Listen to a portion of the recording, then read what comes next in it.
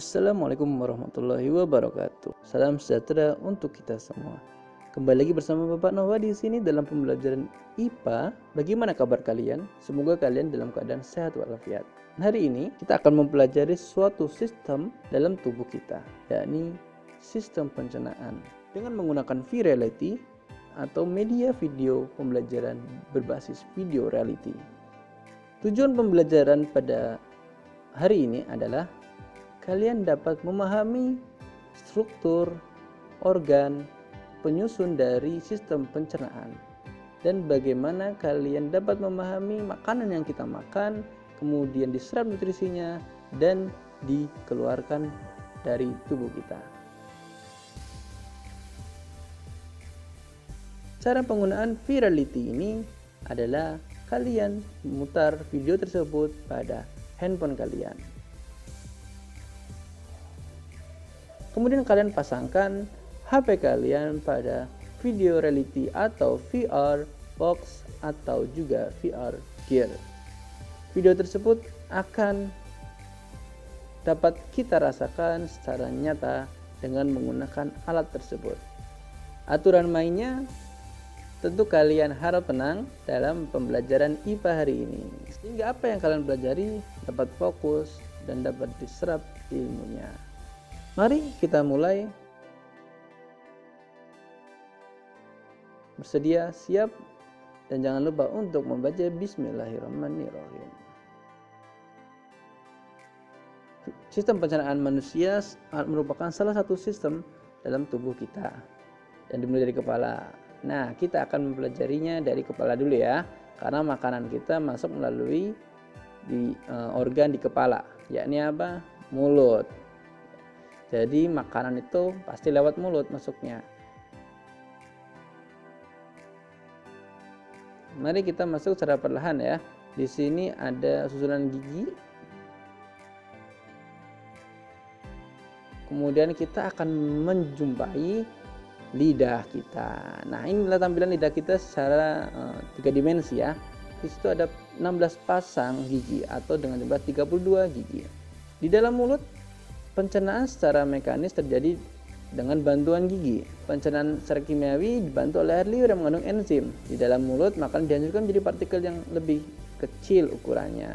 Dan fungsi lidah selain untuk mengecap adalah untuk mengatur makanan yang kita kunyah berpindah dari sisi kanan dan sisi kiri. Air liur yang dihasilkan berasal dari kelenjar sublingualis atau kelenjar yang berada di bawah lidah. Mari kita perlahan berjalan menuju saluran di ujung sana ya. Nah, di sana kita akan melihat suatu rongga atau ruang di mana terdapat percabangan. Yang Bapak berikan warna panah hijau adalah pita suara. Kemudian di panah kuning adalah esofagus. Jadi pita suara berada di laring atau tempat pita suara. Laring berada di trakea atau tenggorokan, sehingga kita dapat amati saluran udara yang menuju paru-paru dan esofagus. Ruangan percabangan itu apa sih? Nah, ini faring adalah saluran memanjang dari bagian belakang rongga mulut sampai ke permukaan esofagus atau tempat di mana pangkal dari percabangan itu. Esofagus adalah suatu organ berbentuk tabung lurus, berotot, dan berdinding tebal yang memanjang menuju lambung. Mari kita amati lebih jelas. Inilah lambung. Lambung kita. Pada lambung terdapat enzim dan asam lambung. Enzim pepsin berasal dari pepsinogen yang telah diubah oleh asam lambung.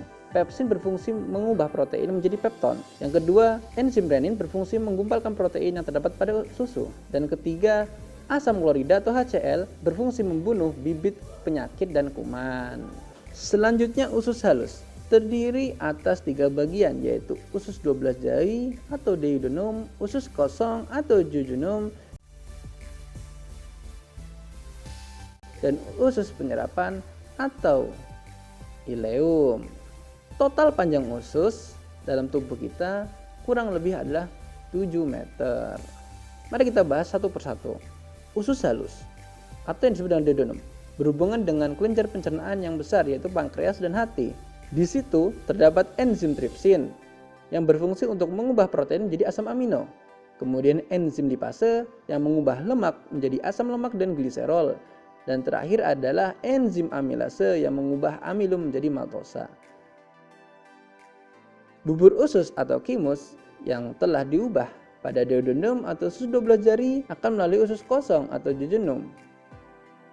Penyerapan zat-zat makanan terjadi di usus penyerapan atau ileum yang merupakan bagian terakhir dalam usus halus.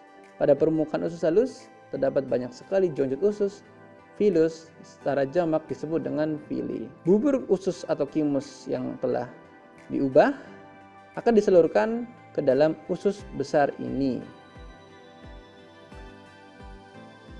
Inilah tampak dari villi atau filus ya. Jadi seperti kain yang terlipat-lipat. Fungsi utama usus besar adalah mengatur penyerapan air supaya tidak kehilangan banyak air atau dehidrasi. Dalam tubuh kita, usus besar terdapat juga banyak sekali mikroorganisme yang membantu memasukkan sisa-sisa makanan kita menjadi tinja atau feses. Tinja atau feses ini kemudian dilanjutkan ke dalam rektrum yang merupakan penyimpanan akhir feses kita. Rektrum terdiri dari otot yang dapat mendorong serta menahan feses kita dan dikeluarkan pada lubang anus kita. Begitu anak-anakku sekalian, penjelasan dari Bapak tentang struktur dan fungsi dari organ-organ penyusun sistem organ pencernaan kita. Semoga kalian dapat memahami dan terima kasih.